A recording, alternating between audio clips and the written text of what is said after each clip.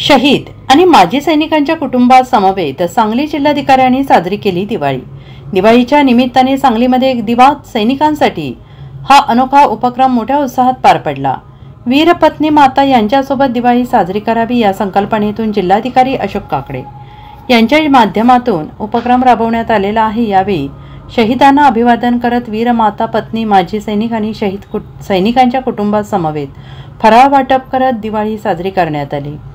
जिल्हा सैनिक कल्याण कार्यालयामध्ये हा दिवाळी फराळ आणि एक दिवस सैनिकांसाठी उपक्रम पार पडला, ज्यामध्ये जिल्हाधिकाऱ्यांसह सैनिक कल्याणचे अधिकारी आणि माजी सैनिक मोठ्या संख्येने उपस्थित होते।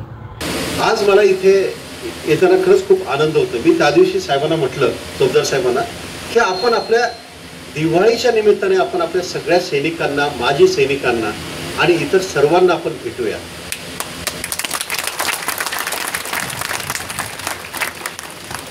कारण असं आहे की काही क्षण हे आनंदाचे असतात।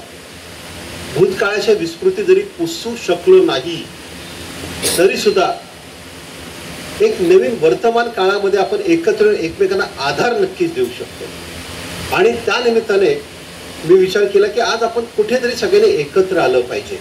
म्हणजे आपल्याला सगळ्यांना यानुसार एवढीच विनंती राहील, दिवाळी हा सण हा प्रकाशाचा सण आहे, हा आनंदाचा क्षण आहे। आणि सगळ्यात महत्त्वाचं म्हणजे अग्नीपासून आपण म्हणतो की आपली वाढ होत जाते। भारतीय लोक हे अग्नीचे पूजक आहेत। दिवाळी ही त्याच क्षणाची आठवण आहे की जेव्हा सगळीकडे काळोख असतो तेव्हा तो प्रज्वलित झालेला एक दिव्यातल्या पंक्तीतला अग्नी हा सगळा अंधकार पिऊन टाकतो।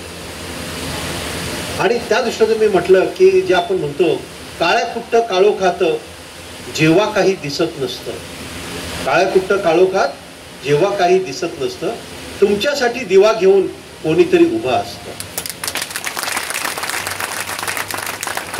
तो दिवा आपलं जिल्हा सैनिक कल्याण कार्यालय आहे आणि त्यांच्या पाठीशी उभे राहण्यात तुम्ही सगळेजण आहात। आणि त्याच्यामुळे अंधारात उडायचं की प्रकाशात उडायचं तुम्हीच ठरवा, सांगा कसं जगायचं।